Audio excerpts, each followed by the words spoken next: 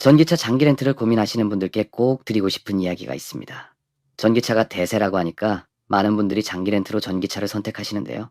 솔직히 말씀드리면 어떤 분들에게는 최고의 선택이지만 어떤 분들에게는 3년 내내 후회하는 선택이 됩니다. 오늘은 전기차 장기 렌트가 절대로 맞지 않는 운전 습관에 대해 알려드릴게요. 먼저 전기차의 장점부터 짚고 넘어가겠습니다. 연료비가 확 줄어들고 엔진 오일 교환이 필요 없어 유지비도 적게 듭니다.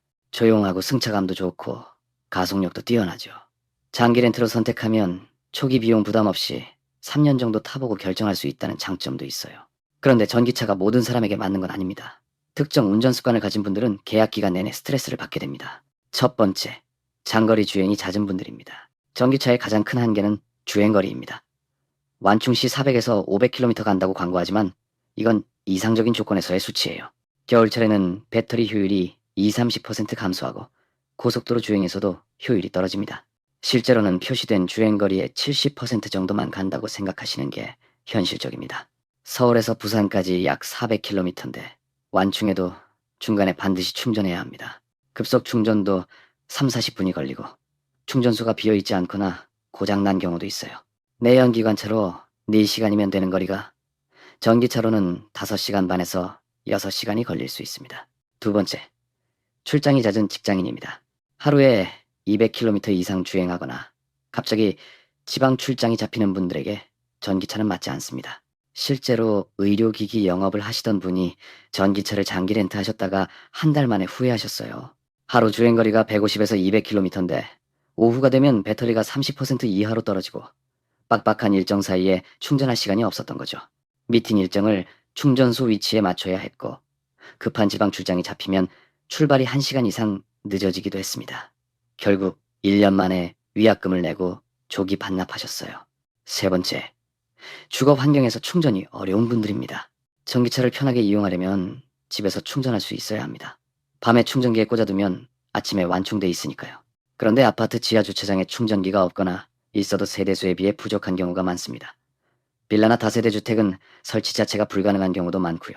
집에서 충전을 못하면 퇴근 후 공용 충전소를 찾아가서 30분에서 1시간을 기다려야 합니다. 이게 3년 동안 계속된다고 생각해보세요. 네 번째, 시간에 쫓기는 생활을 하시는 분들입니다. 내연기관차는 5분이면 주유가 끝나지만 전기차는 급속 충전도 30분 이상 걸립니다. 급한 약속이 있는데 배터리가 부족하면 정말 난감해지죠. 맞벌이 부부에 아이까지 있는 가정이라면 더 심합니다.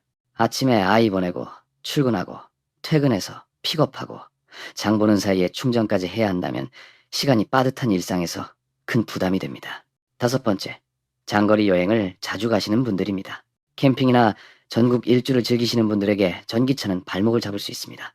내연기관차는 주유소만 있으면 어디든 가지만 전기차는 미리 충전소 위치를 확인해야 해요. 특히 시골이나 산간 지역은 충전 인프라가 부족합니다. 여행 중 충전 때문에 일정이 꼬이면 여행의 자유로움이 제한되죠. 그렇다면 전기차는 누구에게 적합할까요? 출퇴근 거리가 짧고 하루 주행 거리가 50km 이내인 분, 집이나 직장에서 충전할 수 있는 환경이 갖춰진 분, 주로 시내 주행만 하시는 분, 세컨드카로 이용하시는 분들에게는 전기차가 잘 맞습니다. 마지막으로 중요한 팁을 드릴게요. 전기차 장기 렌트를 결정하기 전에 반드시 시승이나 단기 렌트로 먼저 경험해보세요. 일주일이나 한 달 정도 본인의 일상에서 써보고 불편함을 느끼지 않으면 진행하시면 됩니다. 충전이 번거롭거나 스트레스를 받는다면 과감하게 내연기관차를 선택하세요. 3년은 긴 시간입니다. 본인의 운전 습관과 생활 패턴을 정확히 파악하고 남들이 좋다고 해서 따라가지 마시고 본인한테 진짜 맞는 차가 뭔지 생각해 보시기 바랍니다. 오늘 영상이 도움이 되셨다면 좋아요와 구독 부탁드립니다. 궁금한 점은 댓글로 남겨주세요. 감사합니다.